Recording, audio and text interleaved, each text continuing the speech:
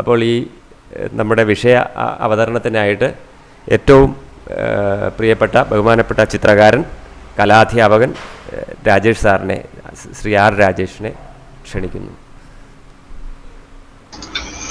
എല്ലാവർക്കും നമസ്കാരം. അപ്പോൾ നമ്മൾ ഏതാണ്ട് ഒരു വർഷം മുമ്പാണ് ആദ്യത്തെ കലാചർച്ച നമ്മൾ നടത്തിയത്. അന്ന് അനിൽകുമാർ സാറായിരുന്നു അടൂർ UP സ്കൂളിൽ വെച്ച്. അത് ഓഫ്ലൈനിലായിരുന്നു ആദ്യത്തെ ഒരു കലയെക്കുറിച്ചുള്ള കലാചരിത്രത്തെ കുറിച്ചുള്ള ഒരു പ്രഭാഷണം നടത്തിയത്. അപ്പൊ അതിനകത്ത് കലയുടെ തുടക്കം ഗുഹാചിത്രങ്ങൾ മുതൽ നവോത്ഥാന കാലം വരെയായിരുന്നു സർ അത് അവതരിപ്പിച്ചത്. അപ്പൊ എനിക്ക് തന്നിട്ടുള്ളത് നവോത്ഥാനത്തിന് ശേഷം ആധുനികതയ്ക്ക് മുമ്പ് ഈ ഒരു പീരീഡാണ്. ഈ ഒരു പീരീഡിന്റെ ഒരു പ്രത്യേകത എന്ന് പറഞ്ഞാല് എല്ലാവർക്കും നവോത്ഥാന കാലത്തെ കുറിച്ച് നല്ല വിവരമുണ്ട്. എല്ലാവർക്കും മൊണാലിസ അറിയാം, ലിയനാർഡോ ഡാവിഞ്ചി അറിയാം, മൈക്കലാഞ്ചലോ അറിയാം. പിന്നീട് എല്ലാവർക്കും അറിയാവുന്നത് മോഡേൺ ആർട്ടാണ്. മോഡേൺ ആർട്ടിലെ ഇംപ്രഷനിസവും എക്സ്പ്രഷനിസവും ക്യൂബിസവും പെർവിസവും ഒക്കെ നമുക്ക്. അപ്പൊ ഇതിന്റെ ഇടയ്ക്കുള്ള ഈ ഒരു ഭാഗം ഏതാണ്ട് ഒരു 4 നൂറ്റാണ്ട്, ഒരു 3 നൂറ്റാണ്ട് ആ സമയത്ത് പക്ഷെ വളരെ പ്രഗത്ഭരായ ആർട്ടിസ്റ്റുകളുണ്ട്. ആ ആർട്ടിസ്റ്റുകളുടെ പേരിലാണ് നമ്മൾ ഈ അന്നത്തെ കലയെ കുറിച്ച് അറിയുന്നത്. എന്നാല് അതായത് ഇപ്പം നവോത്ഥാന കാലം എന്ന് പറയുന്നത് പോലെ അല്ലെങ്കിൽ ഇംപ്രഷനിസ്റ്റ് സ്കൂൾ എന്ന് പറയുന്ന പോലെ എന്തൊക്കെ കലയില് കലാപ്രസ്ഥാനങ്ങൾ ആ സമയത്ത് ഉണ്ടായിരുന്നു എന്നുള്ള ഒരു നോട്ടമാണ് ഇപ്പൊ ഞാൻ ചെയ്യാനായിട്ട് ഉദ്ദേശിക്കുന്നത്. അതായത് റെനേസൻസ് എന്ന് പറയുന്ന നവോത്ഥാന കാലം നമുക്ക് എല്ലാവർക്കും അറിയാം. അതിനു മുമ്പുണ്ടായിരുന്ന വളരെ ശില്പകലയില് പണ്ട് വളരെ പുരാതന ഗ്രീക്ക് ശില്പങ്ങള്, റോമൻ ശില്പങ്ങളൊക്കെ വളരെ വളരെ ഡെവലപ്ഡ് ആയിട്ട്, വളരെ ഭംഗിയായിട്ട്, വളരെ റിയലിസ്റ്റിക് എന്നോ മനുഷ്യർക്ക് സാധ്യമാകുന്നതിന്റെ ഏറ്റവും ഔന്നത്യത്തില് ശില്പങ്ങൾ ഉണ്ടാക്കാൻ കഴിഞ്ഞിരുന്നെങ്കിൽ പോലും ചിത്രകലയില് ആ ഒരു പെർഫെക്ഷൻ അതിന്റെ അളവുകളിലായാലും കളറുകളുടെ മിശ്രണത്തിലായാലും അതുപോലെ കോമ്പോസിഷനിലായാലും ഒക്കെ ചിത്രകലയ്ക്ക് പക്ഷെ ഒരു വർഷങ്ങൾ വേണ്ടി വന്നു അതിന്റെ ഒരു ഏറ്റവും മികച്ച ഒരു നിലവാരത്തിലേക്ക് എത്താനായിട്ട്. അപ്പൊ അങ്ങനെ ഒരു മികച്ച നിലവാരത്തിലേക്ക് ചിത്രകല എത്തിയത് ഈ നവോത്ഥാന കാലത്താണ്. ഞാനിപ്പോ എന്റെ സ്ക്രീൻ ഷെയർ ചെയ്യാം. അതിനകത്ത് ഞാനൊരു PPT റെഡിയാക്കി വെച്ചിട്ടുണ്ട്. അപ്പൊ നമ്മുടെ രണ്ടാം ഭാഗത്തിലേക്ക് എല്ലാവർക്കും ഒരിക്കൽ കൂടെ സ്വാഗതം. ഇതിനൊരു നല്ലൊരു ആമുഖം നൽകിയ അനിൽകുമാർ സാറിനും അതുപോലെ എന്നെ കുറിച്ചൊരു നല്ലൊരു എന്താ പറയുന്ന ഒരു വിവരണം നൽകിയതിലും R സതീഷിന് എന്റെ പ്രത്യേകം നന്ദി. നമുക്ക് തുടങ്ങാം. അപ്പൊ ഇത് ഒരു റെനേസൻസ് സമയത്ത്, അതായത് നവോത്ഥാന കാലഘട്ടത്തിലെ ഒരു ചിത്രമാണ്. ഇത് റാഫേൽ വരച്ച ചിത്രമാണ്. സ്കൂൾ ഓഫ് ഏതൻസ് എന്നാണ് ഈ പെയിന്റിങ്ങിന്റെ പേര്. ഇതൊരു വലിയ ഭിത്തിയിൽ വരയ്ക്കപ്പെട്ട ഒരു ചിത്രമാണ്. ഫ്രസ്കോ ആണെന്നാണ് തോന്നുന്നത്. അതെ, ഫ്രസ്കോ പെയിന്റിംഗ് ആണ്, ചുവർ ചിത്രമാണ്. അപ്പൊ ഇതിനകത്ത് എന്താണ് നവോത്ഥാന ചിത്രകല എന്ന് അതിന്റെ എല്ലാ സത്തയും ഉൾക്കൊള്ളുന്ന ഒരു ചിത്രമാണിത്. ഇതിനകത്തെ ആ കോമ്പോസിഷൻ ശ്രദ്ധിച്ചു കഴിഞ്ഞാല് ഒരുപാട് ഫിഗേഴ്സിനെ അതിനകത്ത് ഉൾക്കൊള്ളിച്ചിട്ടുണ്ട്. അതിനകത്ത് ആ പേഴ്സ്പെക്റ്റീവ് കൈകാര്യം ചെയ്തിരിക്കുന്ന ഒരു ലീനിയർ പേഴ്സ്പെക്റ്റീവിന്റെ ഒരു സാന്നിധ്യം ഇതിനകത്ത് വളരെ വ്യക്തമായിട്ട് നമുക്ക് കാണാൻ പറ്റുന്നുണ്ട്. സിംഗിൾ പോയിന്റ് പേഴ്സ്പെക്റ്റീവ് നമുക്ക് എല്ലാവർക്കും പരിചിതമായ അതാണ്. ഒരു പോയിന്റിലേക്ക്, ഒരു ഫോക്കൽ പോയിന്റിലേക്ക് എല്ലാ വരകളും വന്ന് ചേരുന്ന ഒരു സ്ഥലം. അവിടെ ആയിരിക്കും മിക്കവാറും ഇതിനകത്തെ നായകനെ പ്രതിഷ്ഠിക്കുന്നത്.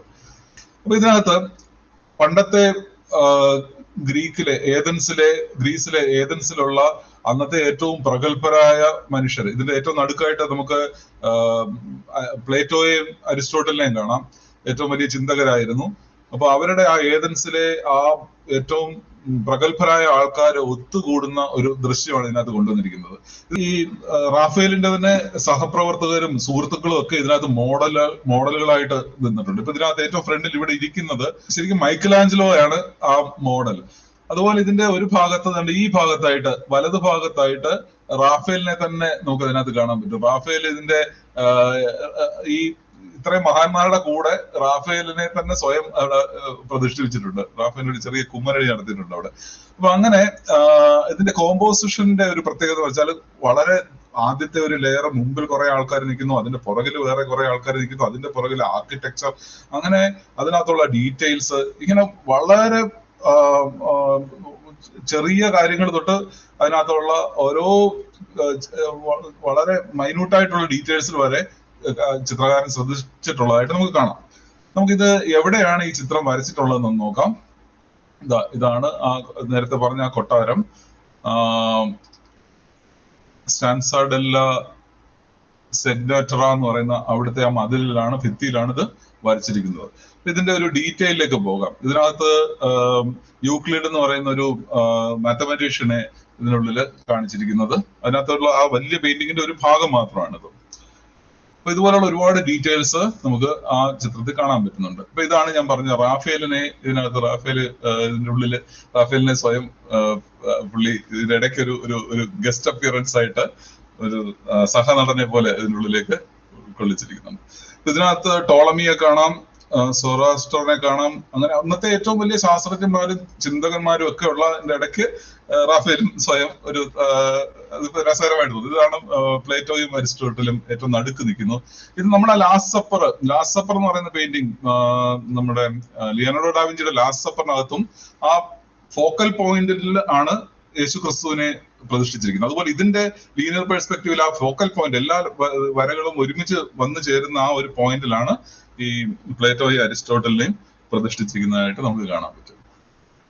ഇത് അതിനകത്ത് ആർക്കിടെക്ചറിന്റെ ഡീറ്റെയിൽസ് ആണ്. അപ്പൊ അതിനകത്തുള്ള വാസ്തു കലയുടെ ആ ഒരു ടൈലിന്റെ ഓരോ അടുക്കുകൾ പോലും വളരെ മൈന്യൂട്ട് ഡീറ്റെയിലിങ്ങിലൂടെയാണ് റാഫേൽ ഇതിനകത്ത് വരച്ചിരിക്കുന്നത്. ഇത് തന്നെയാണ് നവോത്ഥാന കാലത്തിന്റെ ചിത്രകലയുടെ ആ ഔന്നിത്യം എന്ന് പറയുന്നത് ഇതിന് നമുക്ക് വ്യക്തമാണ്. അപ്പൊ ഈ നവോത്ഥാന കാലത്ത് ചിത്രകല അതിന്റെ പാരമ്യത്തിലെത്തി. പിന്നെന്ത് സംഭവിച്ചു? അത് പിന്നെ ഒരു വരച്ചത് തന്നെ വീണ്ടും വീണ്ടും വരയ്ക്കുകയും അനുകരണങ്ങൾ ഉണ്ടാകുകയും പുതുമയില്ലാതാവുകയും അങ്ങനെ ഏതാണ്ട് ഒരു 1.5 നൂറ്റാണ്ട് ഇതിങ്ങനെ ഒരു സ്റ്റാഗ്നന്റ് ആയിട്ട് കിടന്നു. അപ്പൊ അതിനകത്ത് പുതിയ ചലനങ്ങളോ പുതിയ പരീക്ഷണങ്ങളോ ഒന്നും ഉണ്ടാവാതെ അതിങ്ങനെ ഒരു നിശ്ചല അവസ്ഥയിൽ വന്നപ്പോഴാണ് ഇതിനൊരു മാറ്റം വേണമല്ലോ എന്ന് കരുതി കുറച്ച് ചിത്രകാരന്മാര് പുതിയൊരു രീതി അവലംബിക്കുകയും ഒരു പുതിയ ഒരു സ്കൂൾ ഡെവലപ്പ് ആവുകയും ചെയ്തു. അതാണ് മാനറിസം എന്ന് പറയുന്നത്. 1527 മുതൽ 1580 വരെയാണ് ഈ മാനറിസം എന്ന് പറയുന്ന ഒരു പുതിയ കലാശാഖ രൂപം പ്രാപിക്കുന്നത്.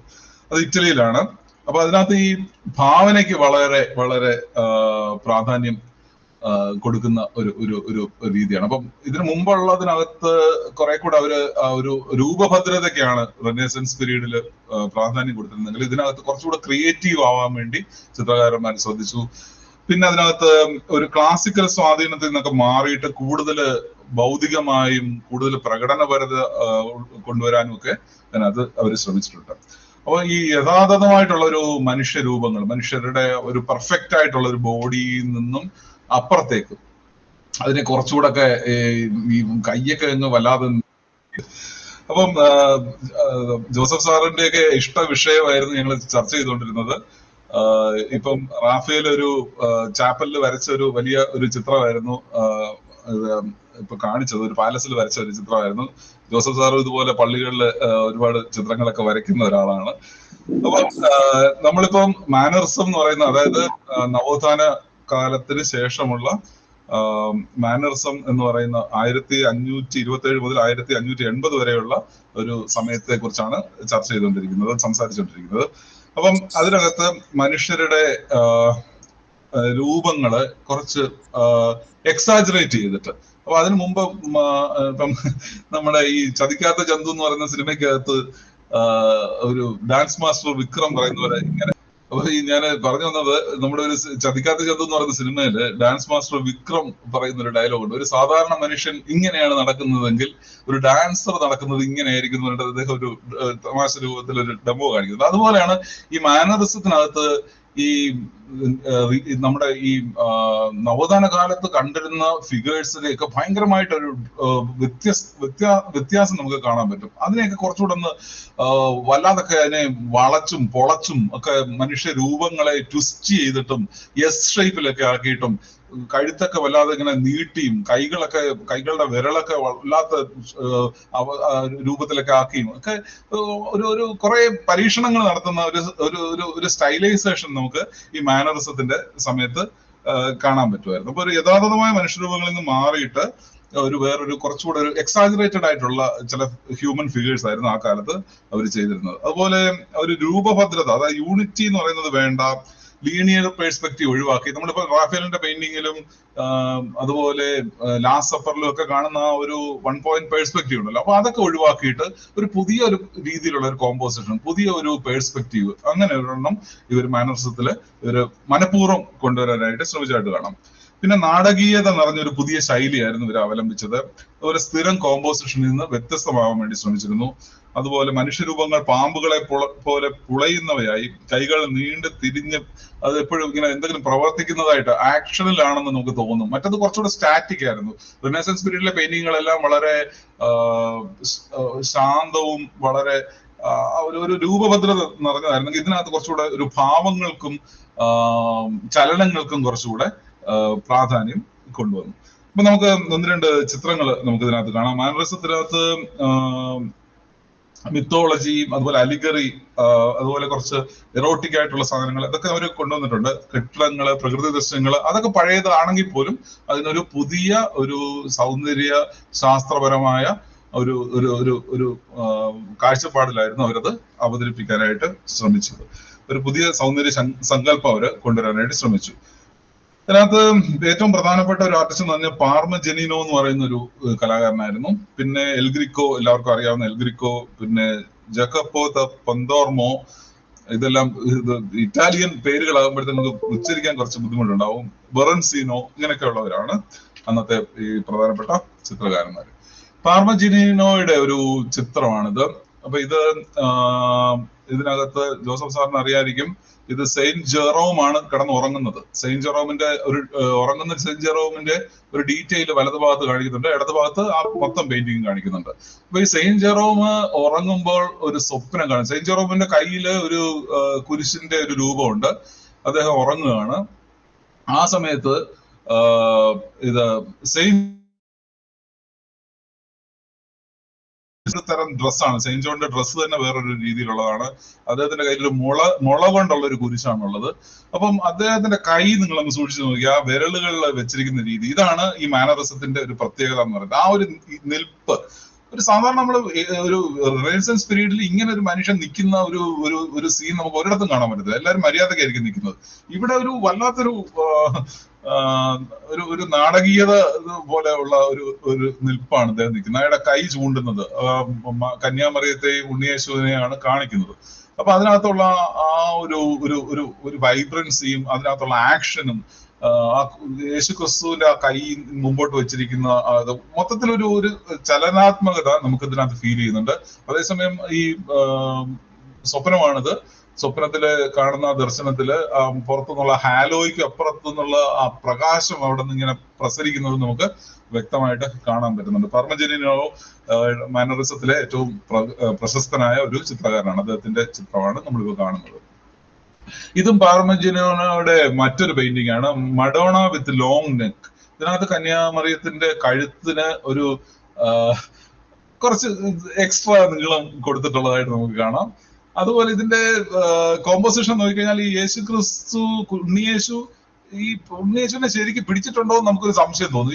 ഇപ്പൊ മറിഞ്ഞു വീഴുവോന്നൊരു സംശയം നമുക്ക് ഈ പെയിന്റിങ് കാണുമ്പോൾ തോന്നും. അത് ശരിക്കും പിടിച്ചിട്ടുണ്ടോ, ആ നമുക്കൊരു ആകാംക്ഷ വന്നു. ആ കുഞ്ഞിനെ അങ്ങനെ ആണോ, അയ്യോ ഇതിപ്പോ വീഴുവല്ലോ എന്ന് തോന്നുന്ന ഒരു രീതി. അതുപോലെ വിരലുകൾ നോക്കുക, വിരലുകൾക്ക് വളരെ നീളം കൊടുത്തിട്ടുണ്ട്, കഴുത്തിന് നീളം കൊടുത്തിട്ടുണ്ട്. അപ്പം ഈ ഒരു ആക്ഷൻ അല്ലെങ്കിൽ ഒരു ചലനാത്മകത ചിത്രങ്ങളിൽ കൊണ്ടുവരാനായിട്ട് ഈ മാനറിസ്റ്റ് പെയിന്റേഴ്സ് വളരെ ശ്രദ്ധിച്ചിട്ടുണ്ട്. പിന്നെ ഇതിനകത്ത് കോമ്പോസിഷന്റെ ഒരു പ്രത്യേകത നോക്കി, ലീനിയർ കോമ്പോസിഷൻ എന്ന് പറയുന്ന ആ സാധനമേ ഇല്ല. പേഴ്സ്പെക്റ്റീവ്, സിംഗിൾ പോയിന്റ് പേഴ്സ്പെക്റ്റീവ് എന്ന് പറയുന്ന ഒരു അങ്ങനെ ഒരു ചിന്തയേ ഇല്ല. പുറകിൽ ഈ കന്യാകുമാരി നിൽക്കുന്നതിന്റെ പുറകിലായിട്ടൊരു ദൂരെ കാണുന്ന ഒരാളെ കാണാം. അയാള് മറ്റൊരു ചിത്രത്തിലുള്ള ആളാണെന്ന് പോലും നമുക്ക് സംശയിക്കാം, വേറൊരു ലോകത്തുള്ള ഒരാളാണെന്ന് നമുക്ക് തോന്നും. അങ്ങനെയൊക്കെയുള്ള ഒരു നാടകീയതയാണ് ഈ മാനറിസംകാര് അവരുടെ കോമ്പോസിഷനിൽ കൊണ്ടുവന്നിരുന്നത്. എൽ ഗ്രിക്കോ എല്ലാവർക്കും അറിയാവുന്ന പോലെ വളരെ പ്രശസ്തനായ മറ്റൊരു മാനറിസ്റ്റ് ചിത്രകാരനാണ്. എൽ ഗ്രിക്കോയുടെ ചിത്രങ്ങളിനകത്ത് നമുക്ക് സൂക്ഷിച്ചു നോക്കിയാൽ ഈ പിന്നീട് പിൽക്കാലത്ത് നമ്മുടെ ക്യൂബിസത്തിനകത്ത് പിക്കാസോ ഒക്കെ ഉൾക്കൊണ്ട ചില കോമ്പോസിഷണൽ രീതി, ആ ഒരു ക്യൂബിസത്തിന്റെ ഒക്കെ ഒരു ഇതിൽ നിന്നായിരിക്കണം ഒരു പക്ഷെ ക്യൂബിസത്തിലേക്കൊക്കെ അദ്ദേഹം എത്തിയത്. ഈ പോൾ സെസാന്റെ ചില ഈ എന്താണ് നിശ്ചല ചിത്രങ്ങള്, അതിനകത്തും ഈ ഒരു കോമ്പോസിഷണൽ ടെക്നിക്ക് യൂസ് ചെയ്തിരിക്കുന്നത് കാണാം.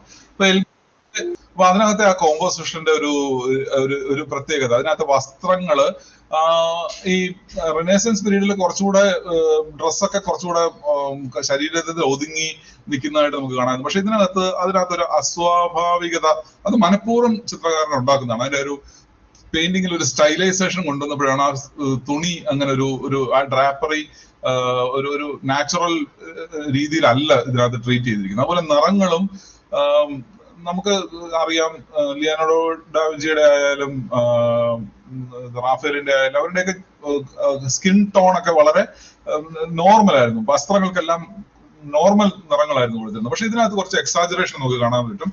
എൽ ഗ്രിക്കോ ഇതിനകത്ത് ചില നിറങ്ങളിൽ കൂടുതലായിട്ട് ഉപയോഗിച്ചിരിക്കുന്നതായിട്ട് നമുക്ക് കാണാൻ പറ്റും. എൽ ഗ്രിക്കോയുടെ തന്നെ മറ്റൊരു ചിത്രമാണിത്. അപ്പൊ ഇതിനകത്ത് തീം ഒരു വലിയ വിഷയമാണ്. അപ്പം മറ്റേ നമ്മൾ നേരത്തെ റിനേസൻസ് പീരീഡിനകത്തുള്ള ചിത്രങ്ങൾക്ക് ഇത്രയും ശക്തമായ വിഷയങ്ങൾ കൊണ്ടുവന്നിട്ടുണ്ടായിരുന്നില്ല. ഇത് സത്യത്തിൽ ഒരു ശവോടൊക്കെയാണ് ഇതിനകത്ത് കാണുന്നത്, ഒരാളുടെ ഒരു ബെറിയലാണ് കാണുന്നത്. അപ്പം അതിനകത്ത് സ്വർഗത്തിൽ നിന്നുള്ള ഇതിനെ രണ്ട് ഭാഗമായിട്ട് തിരിച്ചിരിക്കുകയാണ്. അപ്പൊ സ്വർഗവും ഇതിനകത്ത് കാണാൻ പറ്റും, ഭൂമി ഇതിനകത്ത് കാണാൻ പറ്റും. ഭൂമിയിലെ ആൾക്കാരെല്ലാം സാധാരണ മനുഷ്യരും അതേസമയം സ്വർഗത്തിലെ ദൈവങ്ങളും ഒക്കെ ആയിട്ട് ഒരു വല്ലാത്തൊരു കോമ്പോസിഷനാണ്. ഇങ്ങനത്തെ ഒരു വിഷയം. അപ്പൊ ഇത് മറ്റൊരു എൽ ഗ്രിക്കോയുടെ തന്നെ മറ്റൊരു ചിത്രമാണ്. ഇതിനകത്ത് യേശുക്രിസ്തുവിനെ ക്രൂശിക്കുന്നതിന് മുമ്പായിട്ട് അദ്ദേഹത്തിന്റെ വസ്ത്രമെല്ലാം അഴിച്ചു മാറ്റുന്ന ഒരു ദൃശ്യമാണിത്. അപ്പൊ അതിനകത്ത് ഈ പറഞ്ഞ പോലെ നിറങ്ങളുടെ ഒരു അതിപ്രസരം നമുക്ക് ഫീൽ ചെയ്യാം. ഇത് റിനേസൻസ് പീരീഡില് എൽ ഗ്രിക്കോയ്ക്ക് ആ കൃത്യമായ നിറം കൊടുക്കാൻ അറിയാഞ്ഞിട്ടൊന്നുമല്ല, അദ്ദേഹം മനഃപൂർവ്വം ഒരു സ്റ്റൈലൈസേഷന്റെ ഭാഗമായിട്ട് അതിനെ അങ്ങനെ ആക്കിയെടുത്തിരിക്കുകയാണ്. അതുപോലെ ഭാവങ്ങൾ ശ്രദ്ധിച്ചു കഴിഞ്ഞാല് നവോത്ഥാന കാലത്ത് ഉണ്ടായിരുന്ന ഭാവങ്ങൾ കുറച്ച് ഒരു മൈൽഡ് ആയിരുന്നു. പക്ഷെ ഇതിനകത്ത് കുറച്ചുകൂടെ എക്സ്പ്രസീവ് ആണ്. മാനറിസത്തിനകത്ത് കുറച്ച് എല്ലാം ഇച്ചിരി ഒരു പോയിന്റ് കൂട്ടിയാണ് അവർ ചെയ്യുന്നത്. നിറമായാലും ഭാവമായാലും ആക്ഷൻ ആയാലും എല്ലാം ഒരു പോയിന്റ് കൂട്ടിയിട്ടാണ് അത് ട്രീറ്റ് ചെയ്തിരുന്നത്. അതിനകത്ത് ആ പടച്ചട്ട ഇട്ടിരിക്കുന്ന ആളുടെ ആ നമ്മള് പലരും അന്നത്തെ പെയിന്റിങ് എല്ലാം മനുഷ്യർ മാത്രമാണ് എന്ന് പലരും വിചാരിച്ചിട്ടുണ്ടെങ്കിൽ അതിനൊരു അപവാദമാണ് എൽ ഗ്രിക്കോയുടെ ഈ ഒരു ലാൻഡ്സ്കേപ്പ്. അപ്പൊ ഇങ്ങനെയുള്ള അതിനകത്ത് പോലും ആ ലാൻഡ്സ്കേപ്പിൽ പോലും ആ ഒരു ചടുലതയും ഒരു നാടകീയതയും ആ ബ്രഷ് സ്ട്രോക്കിന്റെയും കളറിന്റെയും ഒക്കെ അതിന്റെ ഒരു വിന്യാസത്തിലൊക്കെ നമുക്ക് വളരെ ഒരു ആ കോമ്പോസിഷന്റെ ഒരു പവർ നമുക്ക് നന്നായിട്ട് ഫീൽ ചെയ്യാൻ പറ്റും. അപ്പം അതാണ് മാനറിസം എന്ന് പറയുന്നതിനകത്ത് ഉള്ള ഒരു എക്സാജറേഷൻ നമുക്ക് ഇതിനകത്തും വ്യക്തമായിട്ട് കാണാൻ പറ്റും. ഇത് ജക്കാപ്പോ പൊന്തർമോ എന്ന് പറയുന്ന ഒരു ആർട്ടിസ്റ്റ് ആണ്, മറ്റൊരു മാനറിസം ഇതിനകത്തുള്ള ഒരു പെയിന്ററാണ്. ഇതിനകത്ത് നിറങ്ങളുടെ ഒരു മനഃപൂർവ്വമായിട്ടുള്ള ഒരു നിറങ്ങളുടെ കൂടുതലായിട്ടുള്ള ഒരു ഉപയോഗം നമുക്ക് ഇതിനകത്ത് കാണാൻ പറ്റും. ഇനി ഇത് ബൊറൻസിനോ എന്ന് പറയുന്ന മറ്റൊരു ആർട്ടിസ്റ്റ് ആണ്. അപ്പൊ ഇതിനകത്തും ശരീരത്തെയൊക്കെ വല്ലാതെ ഇങ്ങനെ ട്വിസ്റ്റ് ചെയ്തിരിക്കുന്നതായിട്ട്, ഇതിനകത്ത് ക്യൂപ്പിഡ് എന്ന് പറയുന്ന കഥാപാത്രത്തിന്റെ ആ ഒരു പോസ് എന്ന് പറയുന്നത് ഇങ്ങനെ ഒരു മനുഷ്യന് നിൽക്കാൻ പറ്റത്തില്ല, അതുപോലെയുള്ള ഒരു വളഞ്ഞ് വല്ലാതെ ട്വിസ്റ്റ് ചെയ്തിട്ടൊക്കെയാണ് നിൽക്കുന്നത്. ഇതിനകത്തും നമ്മളിപ്പോ മൂങ്ങയുടെ ഒക്കെ അതിനെ 360 ഡിഗ്രി ചരിക്കാൻ പറ്റും. 360 പറ്റത്തില്ലെങ്കിൽ പോലും വളരെ 180 അടുത്ത് വരെ വളയ്ക്കാൻ പറ്റുന്ന പറയുന്ന പോലെ ഇത് ഇങ്ങനൊരു മുഖം നമുക്ക് തിരിക്കാനായിട്ട് ശരിക്കും പറ്റത്തില്ല. പക്ഷെ അങ്ങനെ പറ്റാത്തത് പോലും അവരിങ്ങനെ വരയ്ക്കാനായിട്ട് ശ്രമിക്കുന്നതായിട്ട് നമുക്ക് ഈ മാനറിസ്റ്റ് പെയിന്റേഴ്സിന്റെ ചിത്രങ്ങളിൽ കാണാൻ പറ്റും. വെറൻസിനോയുടെ ഒരു ചിത്രമാണിത്. ഇത് പാവ്ലോ വെറോണീസ എന്ന് പറയുന്ന മറ്റൊരു ചിത്രകാരനാണ്. അദ്ദേഹം മാനറിസത്തിന്റെ ഒരു ഫോളോ ചെയ്യുന്ന ഒരു ചിത്രകാരനാണ്. അപ്പൊ ഇതിനകത്തൊക്കെ ഉള്ള ഈ ആക്ഷൻ ഒക്കെ ഇത്രയും ചടുലതയും ചലനാത്മകതയും ഒക്കെ നമുക്ക് റിനസൻസ് പീരീഡിൽ കാണാൻ പറ്റത്തില്ല. അതേസമയം അതിന്റെ ലാൻഡ്സ്കേപ്പ് ആയാലും ആർക്കിടെക്ചർ ആയാലും ബാക്കി എല്ലാ എലമെന്റ്സും പഴയത് തന്നെയാണ്. പക്ഷെ അതിനകത്തുള്ള ആ ഒരു ആക്ഷൻ, അതാണ് ഇതിന്റെ ഒരു പ്രത്യേകത. അടുത്ത ബറൂക്ക് എന്ന് പറയുന്ന ഒരു ഇതാണ് ബറോക്ക്. അത് 1600 മുതൽ 1700 വരെയാണ് ഈ ഒരു പ്രസ്ഥാനം, ഒരു ചിത്രകലാ രീതി പുതുതായിട്ട് ഉണ്ടായത്. അപ്പം ആദ്യം റെനേസൻസ് പീരീഡ് ആയിരുന്നു, അതിനുശേഷം മാനറിസം വന്നു, മാനറിസത്തിന് ശേഷമാണ് ഈ ബറൂക്ക് എന്ന് പറയുന്ന ഇത്. അപ്പൊ അന്നത്തെ കാലത്ത് ഈ കത്തോലിക്ക സഭയ്ക്ക് ഭയങ്കരമായിട്ടുള്ള സ്വാധീനം ഉണ്ടായിരുന്നു. അവര് പറയുന്ന രീതിയിലൊക്കെ ചിത്രകാരന്മാർക്ക് ചിത്രങ്ങൾ വരയ്ക്കാൻ പറ്റുമായിരുന്നുള്ളൂ. അപ്പൊ അതിന് കുറച്ച് ചിത്രകാരന്മാർ അതിൽ അസ്വസ്ഥരുമായിരുന്നു. അവർക്ക് കുറച്ചുകൂടെ ഫ്രീഡം വേണമെന്നൊക്കെ അവർ ആഗ്രഹിച്ചിരുന്നു. അപ്പം അവര് ആ റെനേസൻസ് രീതിയിലുള്ള ചിത്രങ്ങൾ വേണമെന്നാണ് സഭ ആവശ്യപ്പെട്ടതെങ്കിലും ഇവര് വീണ്ടും പരീക്ഷണങ്ങൾ നടത്തുന്നുണ്ടായിരുന്നു.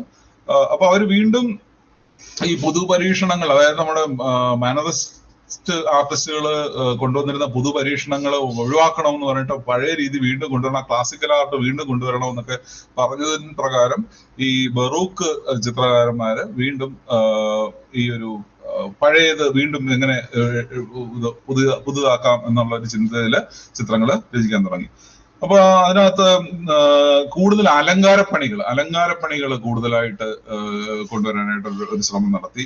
പിന്നെ പരമ്പരാഗത രീതിയെ കൂടുതൽ പ്രൗഢഗംഭീരമാക്കുക, വിശദാംശങ്ങൾക്ക് കൂടുതൽ പ്രാധാന്യം നൽകുക, ഡീറ്റെയിലിംഗ് കൂടുതലായിട്ട് ചെയ്യുക. അപ്പം അപ്പൊ മാർപ്പാപ്പയൊക്കെ നേരിട്ട്, അപ്പം ഈ യൂറോപ്പിലെ ഒരുപാട് രാജ്യങ്ങളില് മാർപ്പാപ്പയ്ക്ക് സ്വാധീനം ഉണ്ടായിരുന്നു. അപ്പൊ അദ്ദേഹം പറയുന്ന ആ ഒരു രീതി അനുസരിച്ച് അവര് ചിത്രകാരന്മാര്, എന്നാൽ അതേസമയം അവരതിനകത്ത് എന്ത് പുതുമ വീണ്ടും എന്തൊക്കെ കൊണ്ടുവരാൻ പറ്റും. അപ്പൊ ഈ എക്സാജറേറ്റ് ചെയ്തുള്ള ഒരു മനുഷ്യ ശരീരത്തെ ഇങ്ങനെ തിരിച്ചും പൊളച്ചും ഒക്കെ കൊണ്ടുവരുന്നതിനെ അവരെ ഒഴിവാക്കുകയും അതേസമയം മറ്റെന്ത് ചെയ്യാൻ പറ്റുമെന്ന് ചിന്തിക്കുകയും ചെയ്തതോടുകൂടിയാണ് അവരൊരു പുതിയൊരു സങ്കേതം കണ്ടെത്തുകയാണ്. അതിന്റെ പേരാണ് കിയറാസ്കുറോ എന്ന് പറയുന്ന ഒരു സംഭവം. അതായത് ഇരുളിന്റെയും വെളിച്ചത്തിന്റെയും, ലൈറ്റ് ആൻഡ് ഷെയ്ഡിന്റെ വളരെ രസകരമായിട്ടുള്ള, വളരെ നാടകീയമായിട്ടുള്ള ഒരു ഉദ്വേഗം നിലനിർത്തുന്ന രീതിയിലുള്ള ഒരു പുതിയ ട്രീറ്റ്മെന്റ് ഇവരെ കൊണ്ടുവരാൻ. അതിനകത്ത് ഏറ്റവും പ്രധാനപ്പെട്ട ആർട്ടിസ്റ്റ് കറവാജിയോ എന്ന് പറയുന്ന ചിത്രകാരനാണ്. അദ്ദേഹത്തിന്റെ ചിത്രങ്ങളുടെ ആ ലൈറ്റും ഡാർക്കും തമ്മിലുള്ള ആ കളി, അതാണ് ഈ ബറൂക്ക് സമയത്തെ ചിത്രങ്ങളുടെ ഒരു പ്രത്യേകത. അതുപോലെ ടെനിബ്രിസം എന്ന് പറയുന്ന ഒരു ടെക്നിക്ക് അന്ന് അവർ ഉപയോഗിച്ചു. ടെനിബ്രിസം എന്ന് പറഞ്ഞു കഴിഞ്ഞാൽ ഈ ലൈറ്റും ഡാർക്കും ചെയ്യുമ്പോൾ തന്നെ അത് ഇച്ചിരി കൂടുതലായിട്ട് ചെയ്യും. അതായത് മൊത്തം ഡാർക്കായിട്ടും, ക്യാൻവാസ് മൊത്തം ഡാർക്ക് ആയിരിക്കും, അതിന് കുറച്ച് ഭാഗം മാത്രം ലൈറ്റ് വരും, അതിൽ തന്നെ ഹൈലൈറ്റ് കൊണ്ടുവരും. അങ്ങനെയുള്ളൊരു, അതിന് പറയുന്ന ടെനിബ്രിസം എന്നാണ്. അപ്പൊ അങ്ങനെ ഒരു ടെക്നിക്കും ആ കാലത്ത് ബറോക്ക് ആർട്ടിസ്റ്റുകൾ ഉപയോഗിച്ചു. നമുക്ക് കുറച്ച് ബറോക്ക് ചിത്രങ്ങൾ കാണാം. കറവാജിയോ ഞാൻ പറഞ്ഞതുപോലെ ഈ ലൈറ്റും ഡാർക്കും ഇരുളും വെളിച്ചവും കൈകാര്യം ചെയ്യുന്നതിന്റെ മാസ്റ്റർ ആയിരുന്നു കറവാജിയോ. അദ്ദേഹത്തിന്റെ the calling of Saint Mathew എന്ന് പറയുന്ന ഒരു പെയിന്റിംഗ് ആണ്. അതിനകത്ത് ഒരു ഭാഗത്തു നിന്ന് ലൈറ്റ് ഇങ്ങനെ വലിച്ചിറങ്ങുന്നത് കാണാം. അപ്പൊ ഈ കറവാജിയോ സത്യത്തിൽ ഒരുപാട് എന്താ പറയുന്ന ഒരു വളരെ ജോളി ഗുഡ് ഫെലോ ആയിരുന്നു. അപ്പൊ ഇയാള് ഇങ്ങനെ വലിയ പാർട്ടികളിലൊക്കെ പോവുകയും സാധാരണക്കാരുടെ കൂടെ ഒക്കെ രാത്രി ജീവിതം ആസ്വദിക്കുകയും ഒക്കെ ചെയ്യുന്ന ഒരുപാട് ഗുണ്ടകൾ, അങ്ങനെയൊക്കെയുള്ള വളരെ അധോലോകമായിട്ടൊക്കെ വളരെ ബന്ധമുള്ള ആൾക്കാർ, സാധാരണ മനുഷ്യരൊക്കെ ഇയാള് പറഞ്ഞ കൂടെ വന്ന് നിൽക്കാനും ഒക്കെ ഉള്ള ഒരു പ്രത്യേക സഹൃദയനായിരുന്നു. ഇപ്പൊ കറവാജിയോയ്ക്ക് ഇഷ്ടം പോലെ മോഡലുകളെ കിട്ടുമായിരുന്നു. ഇപ്പൊ കറവാജിയോ ആൾക്കാരെയൊക്കെ പിടിച്ച് അവിടെ ഇരുത്തിയിട്ട് മോഡലായിട്ടൊക്കെ ഇരുത്തിയിട്ടൊക്കെയാണ് പുള്ളിയുടെ പല സൃഷ്ടികളും ചെയ്തുകൊണ്ടിരുന്നത് പെയിന്റിങ്ങിൽ. അങ്ങനെ ആകുമ്പോഴാണ് ഈ ലൈറ്റും ഷെയ്ഡും ശരിക്കും പുള്ളി അത് റിയൽ ആയിട്ട് ആളെ ഇരുത്തി ലൈറ്റൊക്കെ സെറ്റ് ചെയ്തിട്ട് ചെയ്തത് നമുക്കിത് കാണാൻ പറ്റും. മിക്കതും ഷാഡോ ഒക്കെ കാണുമ്പോൾ നമുക്കത് മനസ്സിലാവും. കറവാജിയോടെ മറ്റൊരു പെയിന്റിംഗ് ആണ്. ഇത് വളരെ കോൺട്രവേഴ്ഷ്യൽ ആയിരുന്നു. ഇതിന് അവസാനം കുറച്ച് വഴക്കൊക്കെ കിട്ടി. ഇതിനകത്ത് നടുക്ക് യേശു ക്രിസ്തുവിനെയാണ് മീശയില്ലാതെ താടിയില്ലാതെ കറവാജിയോ വരയ്ക്കാൻ ശ്രമിച്ചിരിക്കുന്നത്. അപ്പൊ ഇതിനകത്തും ആ ലൈറ്റ്, ഇതിന്റെ ഈ പുറകിലൊക്കെയുള്ള ഈ ഷാഡോ ഒക്കെ എന്ന് പറഞ്ഞാൽ ഈ ആൾക്കാരെ ഇരുത്തുമ്പോൾ മാത്രമേ ഈ തരത്തിലുള്ള ഷാഡോ അവിടെ ശരിക്കും വരുള്ളൂ. അല്ല നമ്മൾ മെമ്മറിയിൽ വരയ്ക്കുകയാണെങ്കിൽ ഇങ്ങനത്തെ ഒക്കെ ഉള്ള ഷാഡോ കൊണ്ടുവരാനായിട്ട് നമ്മൾ ശ്രമിക്കത്തില്ല. അതാണ് ഒരു ഒരു റിയൽ മോഡലുകളെ ഉപയോഗിച്ച്. പിന്നെ ഇദ്ദേഹത്തിന്റെ സുഹൃത്തുക്കളായതുകൊണ്ട് അവർ എത്ര സമയം വേണേലും കുറച്ച് നേരം ഇങ്ങനെ ഒരു രീതിയിലൊക്കെ കൈവച്ചുകൊണ്ടൊക്കെ ഇരുന്നിട്ടുണ്ടാവാം. പീറ്റർ പോൾ റൂബിൻസ് എന്ന് പറയുന്ന മറ്റൊരു ചിത്രകാരൻ, അദ്ദേഹം ബറൂക്ക് ശൈലി, ഇതിനകത്ത് നമ്മൾ നോക്കുക ലൈറ്റിന്റെയും ഷാഡോയുടെയും ആ ഒരു പ്ലേ എത്ര മനോഹരമായിട്ടാണ് ഇതിനകത്ത് കൈകാര്യം ചെയ്തിരിക്കുന്നത്. ആ നിറങ്ങളും ലൈറ്റും ഷെയ്ഡും ഒരു അമ്മൂമ്മയും കൊച്ചും മോനും കൂടെ ഒരു മെഴുകുതിരിയുമായിട്ടിരിക്കുന്ന ഒരു പെയിന്റിംഗ് ആണ്. അടുത്തത് റംബ്രാൻഡ് വളരെ ഫേമസ് ആയിട്ടുള്ള ചിത്രകാരനാണ്. അദ്ദേഹത്തിന്റെ പെയിന്റിങ്ങുകളുടെ ബ്രഡ് സ്ട്രോക്കുകൾ എന്ന് പറയുന്നത് വളരെ ഫേമസ് ആണ്, എല്ലാവർക്കും അറിയാവുന്നതാണ്. അദ്ദേഹവും ഈ ബറൂക്ക് സ്റ്റൈലിന്റെ ആ ഗ്രൂപ്പിൽ ഉണ്ടായിരുന്ന ഒരു പെയിന്റർ ആയിരുന്നു. ഇതിനകത്ത് നമുക്ക് നൈറ്റ് വാച്ച് എന്ന് പറയുന്നത് വളരെ ഫേമസ് ആയിട്ടുള്ള ഒരു പെയിന്റിംഗ് ആണിത്. അപ്പൊ ഇതിനകത്ത് റംബ്രാൻഡ് ട്രീറ്റ് ചെയ്തിരിക്കുന്ന ആ ലൈറ്റിന്റെയും ഷാഡോയുടെയും ആ ഒരു പ്ലേ വളരെ മനോഹരമായിട്ട് നമുക്ക് ആസ്വദിക്കാവുന്നതാണ്. വെലാസ്കസ് എന്ന് പറയുന്ന മറ്റൊരു ആർട്ടിസ്റ്റ്, ഇതിനകത്ത് നോക്കുക ഇതിന്റെ കോമ്പോസിഷന്റെ ഒരു പ്രത്യേകത, മേളിൽ കുറെ ഭാഗം വെറുതെ കിടക്കുകയാണ്, ഡാർക്കായിട്ട് കിടക്കുകയാണ്. ഇങ്ങനെയൊക്കെ ഉള്ള ഒരു റിനൈസൻസ് പീരീഡിൽ ഇങ്ങനെ ചിന്തിക്കാൻ പോലും പറ്റില്ല ഒരു ആർട്ടിസ്റ്റിന്. അത് കുറച്ചുകൂടെ നടുക്കോട്ടായിരിക്കും മിക്കവാറും ആ ഫിഗേഴ്സിനെ കൊണ്ടുവന്ന് കമ്പോസ് ചെയ്യുന്നത്. അപ്പൊ അങ്ങനെയൊക്കെയുള്ള പരീക്ഷണങ്ങള് ഈ ചിത്രകാരന്മാരെ പിന്തുടർന്നു ഈ സമയത്ത്. അടുത്തത് റൊക്കോക്കോ എന്ന് പറയുന്ന ഒരു രീതിയാണ്. അതായത് 1720 മുതൽ 1780 വരെയാണ് ഈ റൊക്കോക്കോ സ്റ്റൈല് വന്നത്. അതായത് ഈ ഒരു 17ാം നൂറ്റാണ്ടില് ലൂയിസ് ഫോർട്ടീനിന്റെ പുള്ളിയുടെ ഒരു ജാമതീയ രൂപങ്ങൾ കൊണ്ടുവരണം, അതുപോലെ ഫോർമൽ ആവണം, അങ്ങനെയൊക്കെ പറയുന്ന കുറെ കാര്യങ്ങളിൽ നിന്നൊക്കെ ആൾക്കാർക്ക് മതിയായിട്ട് അവര് ഇതിനെയൊക്കെ വളരെ നിഷേധിച്ചുകൊണ്ട് ചെയ്ത ഒരു പുതിയ രീതിയാണ്. അപ്പൊ അതിനകത്ത് കുറച്ചുകൂടെ ഒരു സീരിയസ്നെസ് ഒക്കെ കളഞ്ഞിട്ട് ഒത്തിരി ചെറിയ ചെറിയ മിനുക്ക് പണികളും, ഈ റൊക്കോക്കോയുടെ മീനിങ് തന്നെ ഈ ഷെല്ല്, പെബിള്, അതിനകത്തൊക്കെ ഈ വെള്ളാരം കല്ലിലും ചിപ്പിയിലും ഒക്കെ വരയ്ക്കുക എന്നുള്ള രീതിയാണ്. അപ്പൊ അന്നൊക്കെ ഇനാമൽ പെയിന്റ് ഉപയോഗിക്കാവുന്നതുകൊണ്ട് ചെറിയ ബോക്സിലൊക്കെ ചിത്രങ്ങൾ വരയ്ക്കുന്നു, ഗോൾഡ് ഒക്കെ ഉപയോഗിച്ച് വരയ്ക്കുന്നു. കുറച്ചുകൂടെ എന്താ പറയുന്ന ഒരു പെയിന്റിങ്ങിൽ നിന്ന് മാറി ഒരു ക്രാഫ്റ്റിലേക്ക് മാറുന്ന ഒരു രീതിയിലേക്ക് അത് മാറി. അപ്പൊ അതിനകത്ത് ഇന്റീരിയർ ഡെക്കറേഷൻ, പ്രതിമ നിർമ്മാണം, വാസ്തുവിദ്യ, അങ്ങനെയൊക്കെ അതിനകത്തും ഈ റൊക്കോക്കോ സ്റ്റൈല് വളരെ പെയിന്റിങ്ങിനെക്കാട്ടിലും കൂടുതൽ മറ്റ് ഈ ഡിസൈൻ മേഖലയിലായിരുന്നു ഈ റൊക്കോക്കോയുടെ ഒരു സ്റ്റൈൽ വന്നത്. ആർക്കിടെക്ചറിലും ഉണ്ടായിരുന്നു. ഇപ്പം ഒരു മതിലിന്റെ കൈവരികള് നമ്മൾ സാധാരണയാണെങ്കിൽ നേരെ എല്ലാത്തിലും ഒരേ പൊക്കമായിരിക്കും. ഇത് റൊക്കോക്കോ സ്റ്റൈലാണെങ്കിൽ അതിങ്ങനെ പൊങ്ങിയും താണും ഇരിക്കുന്ന വേറൊരു രീതിയിലൊക്കെ അവര് കുറെ കൂടെ ഒക്കെ ഫ്രീ ആയിട്ടും ഒക്കെ ചെയ്യാനായിട്ട് തുടങ്ങി. നിരതെറ്റിയുള്ള അടുക്കുകള്, പേസ്റ്റൽ കളറുകളുടെ ഉപയോഗം, വളവുകൾ ഒരുപാട് ഉപയോഗിക്കുക, സ്വർണ്ണ നിറത്തിന്റെ ഉപഭോഗം. അതുപോലെ Jean Antoine Watteau, Francois Boucher, Jean Honore Fragonard, Giovanni Battista Tiepolo, അങ്ങനെ കുറച്ച് ആർട്ടിസ്റ്റുകളൊക്കെ ആയിരുന്നു അതിനകത്തുനിന്ന്. ഫഗുനയുടെ ഒരു ചിത്രമാണ് ഈ കാണുന്നത്. അപ്പൊ ഇതിനകത്ത് നമുക്ക് നോക്കിക്കഴിഞ്ഞാൽ ഇതൊരു ഇതുവരെ നമ്മൾ കണ്ടിട്ടില്ലാത്ത വേറൊരു രീതിയിലുള്ള ചിത്രമാണ്. ഭയങ്കര ഫാന്റസി പോലത്തെ ഉള്ള ഒരു ഡ്രീം ലൈക്ക് സംഭവങ്ങള്, മരത്തിന്റെ ഓരോ പൂവും ഇലയും കായും എല്ലാം ഡീറ്റെയിൽ, അപാര ഡീറ്റെയിലിംഗ് എന്ന് പറഞ്ഞാൽ അപാര ഡീറ്റെയിലിംഗ്. ഒരു പെണ്ണിങ്ങനെ ഊഞ്ഞാലാടി വരുന്നു, അതിന്റെ ചെരുപ്പ് ഊരി തെറിക്കുന്നു, അങ്ങനെ മൊത്തത്തിൽ ഒരു ഗാർഡനിനകത്തെ ഒത്തിരി ഡെക്കറേറ്റീവ് ആയിട്ടുള്ള ഒരു ചിത്രമാണ്. അതായിരുന്നു ഈ റൊക്കോക്കോ സ്റ്റൈലിന്റെ ഒരു പ്രത്യേകത. അടുത്തതായിട്ട് നമുക്ക് സമയം അതിക്രമിക്കുന്നതുകൊണ്ട് ഞാൻ പെട്ടെന്ന് നിർത്തുകയാണ്.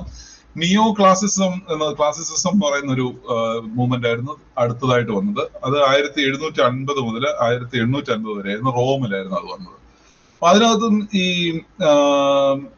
അതായത് ഈ റൊക്കോക്കോ സമയത്ത് ഈ അതിര് കടന്ന അലങ്കാരപ്പണിയും പൊങ്ങച്ചവും അങ്ങനെയൊക്കെ അതിൽ നിന്നൊക്കെ മാറ്റം വേണമെന്ന് ആൾക്കാർ ആഗ്രഹിച്ചിട്ട് വീണ്ടും തിരിച്ച് ഒരു ക്ലാസിക്കൽ കലയിലേക്ക് പോകാന്നുള്ള ഒരു ചിന്തയാണ്. ഇപ്പൊ നമ്മുടെ ഫാഷന്റെ കാര്യം പറയുമ്പോൾ ആദ്യം ബാഗീസ് പാൻസ് വരുന്നു, പിന്നെ മറ്റേ ബെൽ ബോട്ടം പാൻസ് വരുന്നു, വീണ്ടും തിരിഞ്ഞ്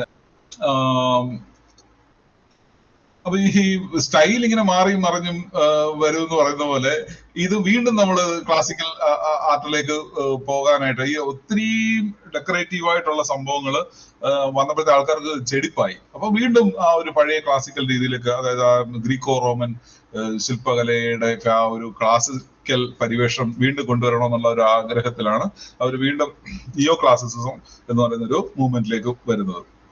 അതിനകത്ത് വേറെ ചില കാര്യങ്ങളും കൂടെ, അതായത് സമകാലീന രാഷ്ട്രീയവും അതിനകത്ത് ഒരു പരിധി വരെ ഈ നിയോ ക്ലാസിസത്തിലേക്ക് പോകുന്നതിനൊരു ഒരു വഴി വെട്ടി എന്ന് നമുക്ക് വേണമെങ്കിൽ പറയാം. ഫ്രഞ്ച് റവല്യൂഷന്റെ ഒരു ഇൻഫ്ലുവൻസ് അന്ന് ഉണ്ടായി. അതുപോലെ അന്ന് ഇവർക്കൊരു മോട്ടോ തന്നെ ഉണ്ടായിരുന്നു, കല ജീവിതത്തിന് മൂല്യം നൽകണം എന്ന് പറഞ്ഞിട്ട്. ജീവിതത്തിന് മൂല്യം നൽകുന്നതാവണം കല എന്നായിരുന്നു ഈ നിയോ ക്ലാസിസിസ്റ്റ് പെയിന്റേഴ്സ് പറഞ്ഞിരുന്നത്. അപ്പൊ ഒരു ജീവിത നിലവാരം, അതുപോലെ ഉയർന്ന ചിന്താഗതി, ഇതൊക്കെ ക്രിയേറ്റ് ചെയ്യാൻ വേണ്ടി കല കൊണ്ട് അതൊക്കെ നേടാൻ പറ്റണം. കുറച്ചുകൂടെ ആശയപരമായിട്ടും ഭൗതികപരമായിട്ടും കുറച്ചുകൂടെ ഒരു ഉയർന്ന നിലവാരത്തിലേക്ക് എത്താൻ വേണ്ടി കലകളെ പ്രയോജനപ്പെടുത്തണം എന്നുള്ള ഒരു നിലപാട് അന്നത്തെ കലാകാരന്മാര് സ്വീകരിച്ചിരുന്നു. പിന്നെ അതിനകത്ത് ഒരു ബൈ പ്രൊഡക്റ്റ് എന്നുള്ള പോലെ ഈ എന്താ പറയുക, പാട്രിയോട്ടിസവും ദേശീയതയും ഒക്കെ കൂടെ ഏതാണ്ട് ഇപ്പൊ ഇന്ത്യയിലെ ഒരു അവസ്ഥ പോലെയൊക്കെ ആണെന്ന് തോന്നുന്നു. അന്ന് ദേശീയത ഇപ്പൊ നമുക്ക് വരുന്നുണ്ട്, പഴയതിനെ കൊണ്ടുള്ള കുറച്ച് താല്പര്യം കൂടുന്നുണ്ട്. പലരും ഇപ്പം നോർത്തിലോട്ടൊക്കെ പോയി കഴിഞ്ഞാൽ കുടുംബയൊക്കെ തിരിച്ചു വന്നായിട്ട് കാണാം. അപ്പൊ അതുപോലെ ഒരു നിയോ ക്ലാസിസം എന്ന് പറയുന്നത് ആ ഒരു രീതിയിൽ പഴയതിനെ വീണ്ടും പുണരുന്ന ഒരു രീതിയിലേക്ക് പോവുകയുണ്ടായി. പിന്നെ യോദ്ധാക്കന്മാരെയൊക്കെ വീരന്മാരായിട്ട് ചിത്രീകരിക്കുക, അങ്ങനെയൊക്കെയുള്ള ഒരു രീതി, ഹീറോയിക് വേർഷിപ്പ്, അങ്ങനെയൊക്കെയുള്ള.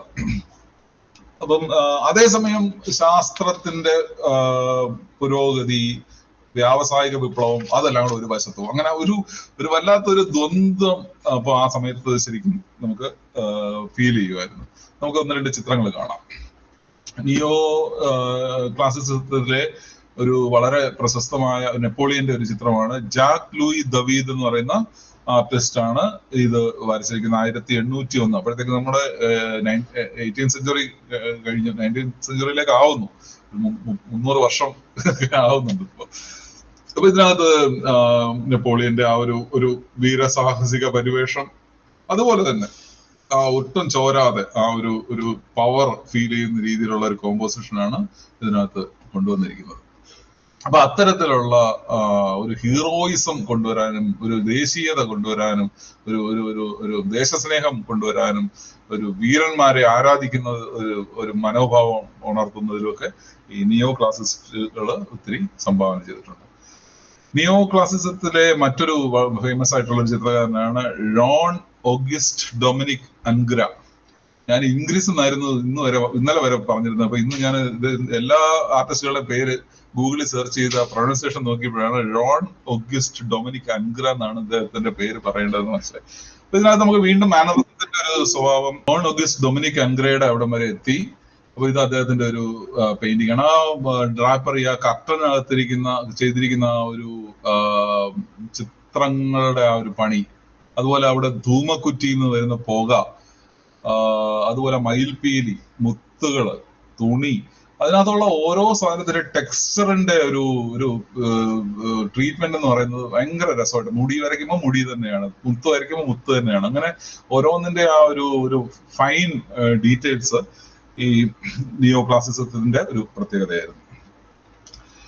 ഇനി നമ്മൾ അടുത്ത 5ാമത്തെ മൂവ്മെന്റിലേക്ക് കടന്നത്. ഇപ്പൊ ആകെ നമുക്ക് ഒരു 6 മൂവ്മെന്റുകളാണ് ഈ റെനസൻസ് പീരീഡ് തൊട്ട് മോഡേൺ ആർട്ടിന് മുമ്പായിട്ട് വരുന്ന ഒരു 6 ആണ്. അതിനകത്ത് 5ാമത്തേതാണ് ഈ റൊമാന്റിസിസം എന്ന് പറയുന്നത്. റൊമാന്റിസിസം സത്യം പറഞ്ഞാല് നമ്മൾ ഇതിലേക്ക് റൊമാന്റിസിസത്തിനകത്ത് അത് എല്ലാവർക്കും അറിയാവുന്ന പോലെ അത് സാഹിത്യത്തിലും സംഗീതത്തിലും ഒക്കെ ഇത് ചിത്രകലയെക്കാട്ടിലും കൂടുതൽ സ്വാധീനം ഉണ്ടായത് മറ്റു മേഖലകളിലാണ്.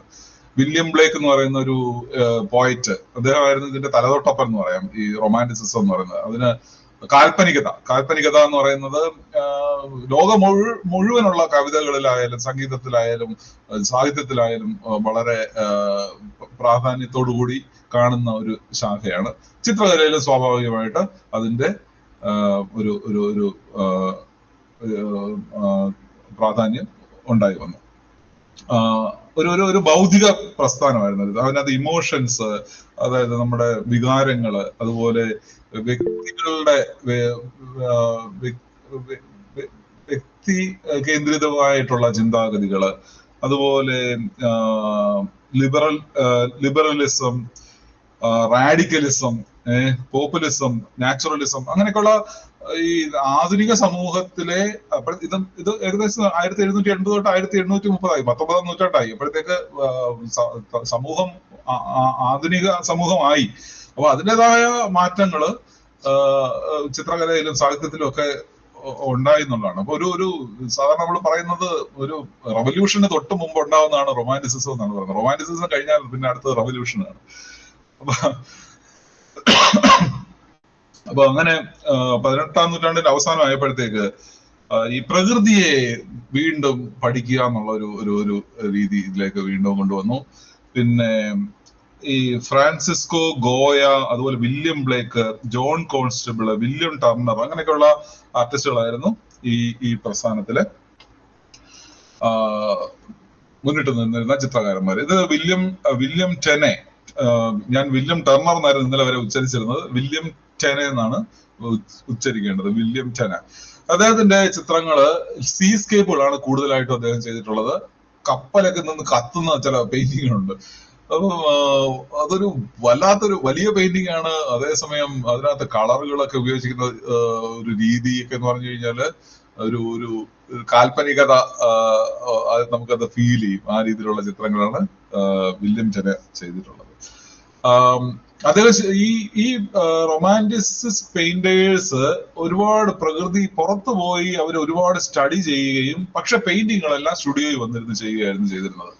പക്ഷെ മോഡേൺ ആർട്ട് വന്നപ്പോഴാണ് ഇംപ്രഷനിസ്റ്റുകളാണ് ആദ്യമായിട്ട് പുറത്തു പോയി ലൈവായിട്ട് ചിത്രങ്ങൾ വരയ്ക്കുന്ന ഒരു രീതിയിലേക്ക് വന്നത്. അപ്പൊ അതിനു മുമ്പുള്ള വില്യം ടെനയൊക്കെ എന്ന് വെച്ചാൽ സ്റ്റഡി ചെയ്യുക, സ്കെച്ചുകൾ ചെയ്യുക, സ്റ്റുഡിയോയിൽ വരിക, വരയ്ക്കുക, അങ്ങനെയുള്ള ഒരു രീതിയായിരുന്നു.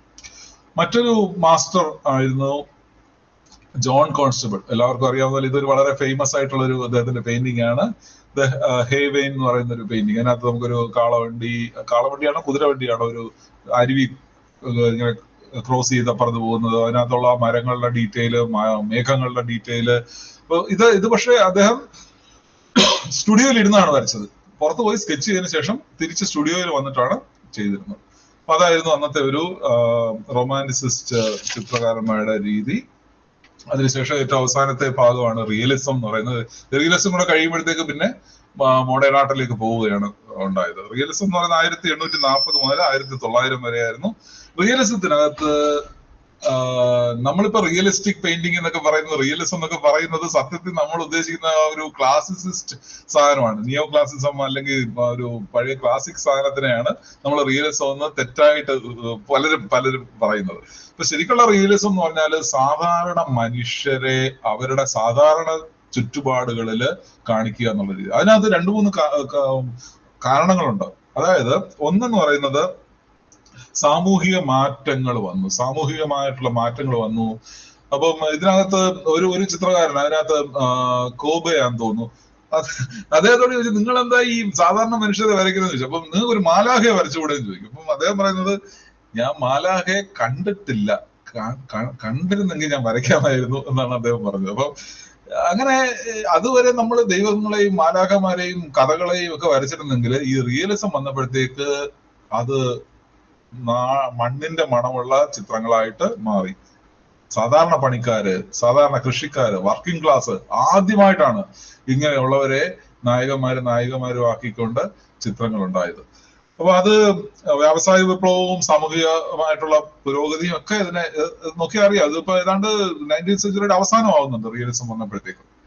നമുക്ക് ചിത്രങ്ങൾ ഇനി 2 ചിത്രങ്ങളും കൂടെ ഉള്ളൂ, നമുക്ക് കാണാം. ഇത് ഗുസ്താവ് കൂബെ എന്ന് പറയുന്ന വളരെ പേരുകേട്ട ഒരു ചിത്രകാരനാണ്. ഇദ്ദേഹത്തിന്റെ കാണുമ്പോൾ നമുക്ക് ഒരു റഷ്യൻ പെയിന്റിങ്ങുകളൊക്കെ ഈ ഒരു രീതി, അതായത് ഒരു സോഷ്യലിസ്റ്റ് റിയലിസത്തിനകത്ത് പിന്നീട് ഈ ഒരു അതെ, ഇതും റിയലിസമാണ്. സോഷ്യലിസ്റ്റ് റിയലിസ്റ്റുകള് ഇതിന്റെ ഒരു തുടർച്ച എന്നുള്ളതാണ് വർക്കിംഗ് ക്ലാസ്സിനൊക്കെ കൂടുതൽ പ്രാധാന്യം കൊടുത്തുകൊണ്ട് ചിത്രരചനയിൽ ഏർപ്പെട്ടത്. ഇത് ഗുസ്താവ് കോബയുടെ സ്റ്റോൺ ബ്രേക്കേഴ്സ്, കല്ലുകൾ, ഈ കരിങ്കല്ല് പൊട്ടിക്കുന്ന ആൾക്കാരുടെ ചിത്രങ്ങളാണ്. അപ്പൊ അതിനകത്ത് ഉപയോഗിച്ചിരിക്കുന്ന കളറുകള്, അപ്പൊ ഇതിന്റെയൊക്കെ ഇൻഫ്ലുവൻസ് നമുക്ക് പിന്നീട് വിൻസെന്റ് വാൻ ഗോഗിന്റെ പൊട്ടറ്റോ ഈറ്റേഴ്സിനകത്തൊക്കെ നമുക്ക് കാണാൻ പറ്റും. മറ്റൊരു ചിത്രം ഇത് റോൺ ഫോസ്വ മില്ലെ, റോൺ ഫോസ്വ മില്ലയുടെ ഒരു ചിത്രമാണ്. ഇതിനകത്ത് കൃഷി കൊയ്ത്തെല്ലാം കൊയ്ത്ത് കഴിഞ്ഞ് ഇതാണ്ട് ദൂരെയായിട്ട് കാണാൻ പറ്റും. കൊയ്ത്ത് കഴിഞ്ഞിട്ട് എല്ലാം കറ്റയെല്ലാം വലിയ വലിയ കൂനകളാക്കി വെച്ചേക്കുന്നു. അത് കഴിഞ്ഞ് ബാക്കി തറയിൽ പൊഴിഞ്ഞു കിടക്കുന്ന ധാന്യങ്ങൾ പറക്കിയെടുക്കാൻ വരുന്ന പാവപ്പെട്ട സ്ത്രീകളുടെ ചിത്രമാണ്. അപ്പൊ അങ്ങനെയുള്ള ആൾക്കാരെ ആദ്യമായിട്ടാണ് ഇങ്ങനെ നായകരാക്കിയിട്ട് വരയ്ക്കുന്നത്. അതിന് ഒരു റിയലിസം വേണ്ടി വന്നു. അതാണ് ശരിക്കും റിയലിസം എന്ന് പറയുന്നത്. ഇത് കഴിയുന്നതോടുകൂടി മോഡേൺ ആർട്ട് തുടങ്ങുകയാണ്. ചിത്രകാരന്മാരും റോഡിലേക്കും കാട്ടിലേക്കും എല്ലായിടത്തേക്കും ഇറങ്ങാൻ തുടങ്ങി. ക്ലബിലോട്ടും വീട്ടിലിരുന്ന് സ്റ്റുഡിയോയിലിരുന്ന് വരയ്ക്കുന്നത് മാറ്റുന്നു. അതിന് തൊട്ട് മുമ്പുള്ള അവസ്ഥയാണ് റോൺ ഫോസ്വ മില്ലയുടെയും കോർബയുടെയും ഒക്കെ വളരെ ഡൗൺ ടു എർത്ത് ആയിട്ടുള്ള സാധാരണ മനുഷ്യരുടെ കഥകൾ ചിത്രങ്ങളാക്കുന്ന റിയലിസം. അപ്പോ നമ്മള് ഇന്നത്തെ പരിപാടിയുടെ ഏകദേശം അവസാനമായി. എന്റെ വിഷയാവതരണം ഇതോടുകൂടി കഴിയുകയാണ്. അപ്പൊ ഞാന് വളരെ ചുരുക്കി ഞാനൊന്ന് പറയാം. അതായത് നമ്മുടെ നവോത്ഥാന കാലത്തിന് ശേഷം 6 ആർട്ട് മൂവ്മെന്റുകളാണ് പ്രധാനമായിട്ടും ഉണ്ടായത്. ഒന്ന് മാനറിസം ആയിരുന്നു. മാനറിസത്തിന് ശേഷം ബറൂക്ക് വന്നു. ബറൂക്കിന് ശേഷം റൊക്കോക്കോ വന്നു. റൊക്കോക്കോയ്ക്ക് ശേഷം നിയോ ക്ലാസിസം വന്നു. നിയോ ക്ലാസിസത്തിന് ശേഷം റൊമാൻറ്റിസിസം വന്നു. അതിനുശേഷം അവസാനം റിയലിസം വന്നു. ഇങ്ങനെ ഈ 6 കാര്യങ്ങളായിരുന്നു മോഡേൺ ആർട്ടിന് മുമ്പായിട്ട് വന്നത്. ഇനി മറ്റൊരു ചർച്ചയിൽ നമുക്ക് മോഡേൺ ആർട്ടിലെ ഓരോന്നും വിശദമായിട്ട് നമുക്ക് ചെയ്യാം. അതിനു മുമ്പായിട്ട് ഞാൻ നമ്മുടെ മോഡറേറ്റർക്ക് മൈക്ക് കൈമാറുകയാണ്. അപ്പോ അദ്ദേഹം ഇനി ബാക്കി ചർച്ചയുടെ ഇതിലേക്ക് പോകട്ടെ. എന്റെ വിഷയാവതരണം ഞാൻ ഇവിടെ കൊണ്ട് അവസാനിപ്പിക്കുകയാണ്.